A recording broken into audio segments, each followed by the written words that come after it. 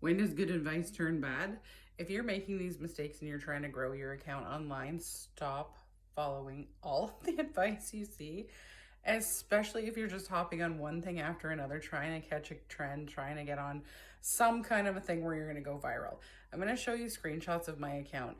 And this account is for me to show you what you're doing when you're trying to make money online that's wrong. And eventually we're going to lead into the things that are right. So follow and stick around, because I see so many people go through comments and comment sections and they're trying to hop on trends. They're trying to get on these viral sounds and trying anything they can to get a viral video in hopes that it's going to boost their account.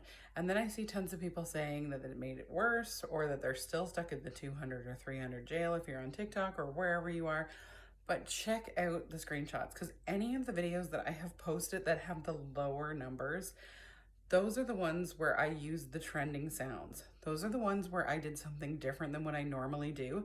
And consistency does help you grow, but you need to be consistent in what you are doing. So if you come up with a schedule that somebody tells you online, and they make up a schedule of how you're going to post every week or whatever, and you stick to it, that can definitely help you.